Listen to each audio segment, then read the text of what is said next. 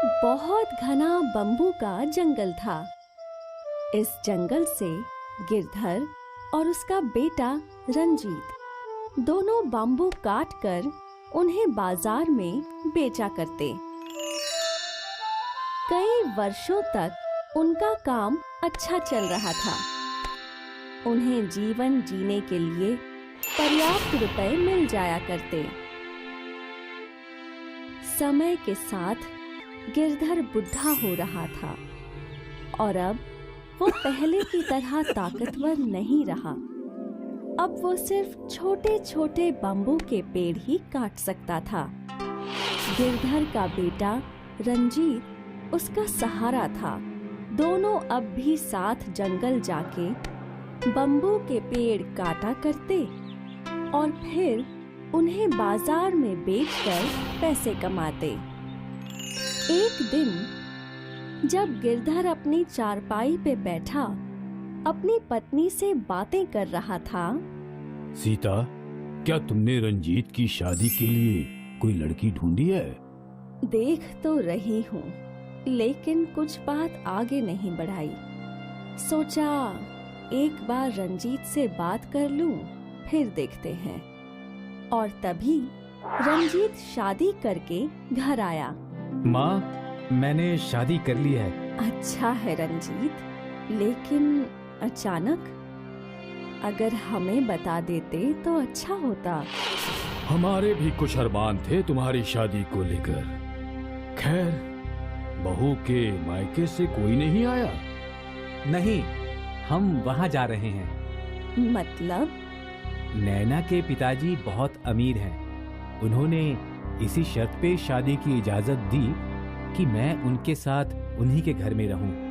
मतलब तुम घर जमाई बनोगे? तो आपको जो समझना है समझ लीजिए। मैं सिर्फ अपनी भलाई देख रहा हूँ। ऐसा बोल रंजीत वहाँ से चला गया और गिरधर और सीता दोनों की आंखें आंसुओं से भर गई। बेटे के जाने का दुख तो था, लेकिन गिरधर और सीता ने हार नहीं मानी। अगले दिन गिरधर अकेले बम्बू के जंगल में गया। उसने छोटे छोटे बम्बू काटे और फिर उन्हें अकेले बाजार में बेचने चला गया। छोटे बम्बू से गिरधर को कम रुपए मिले। ये सिलसिला कई दिनों तक चलता रहा और देखते ही देखते बम्बू के जंगल से सारे छोटे बम्बू खत्म हो गए। गिरधर ने बड़े बम्बू काटने की कोशिश की, पर कोई फायदा नहीं था। उसमें इतनी शक्ति थी ही नहीं कि वो बड़े बम्बू काट सके। गिरधर निराश होकर घर आया और उसने सीता को ये बताया। अगले दिन गिरधर वापस जंगल गया और फिर कोशिश की, लेकिन गिरधर एक भी बम्बू काट ना पाया।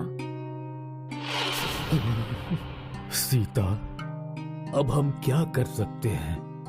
मैं तो एक भी बम्बू काट नहीं पा रहा हूँ। कई दिनों से हम लोगों ने भरपेट खाना भी नहीं खाया। अगर भगवान की यही मर्जी है तो यही सही। इसमें हम क्या करें? बस इतनी इच्छा है कि भूख से तड़प तड़प के मरने से अच्छा हमें जंगल का भूत खा ले। जंगल का भूत? रात को जब सीता सो रही थी, गिरधर उठा और जंगल की ओर निकल पड़ा। वो जंगल पहुंचा और चिल्लाने लगा, हे जंगल के भूत, अगर तुम सच में हो तो आओ, मुझे अपना भोजन बना लो। लगता है तुम पागल हो गए हो, जो खुद मेरा भोजन बनने यहाँ चले आए। मैं पागल नहीं, बल्कि हालात का मारा हूँ। ऐसा क्या हुआ तुम्हारे साथ?